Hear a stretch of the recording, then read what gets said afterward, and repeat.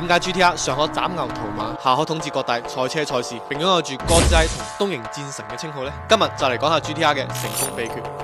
從 R3 月開始，日產就加入 GTR 最強武器 Etesa ETS 四驅系統。首先 GTR 喺呢個四驅系統未介入之前，佢其實係一台後驅車。當你駕駛住佢喺賽道入彎漂移嘅時候，你會發現佢其實同後驅車一樣容易起漂。然後當你出彎需要大油門加速 ，Etesa 系統先會介入，將後驅切換成四驅，通過傳感器檢測車胎是否打滑。如果打滑，就會將部分動力分配到前輪，形成適時四驅，讓 GTR 擁有住非常恐怖嘅加速度。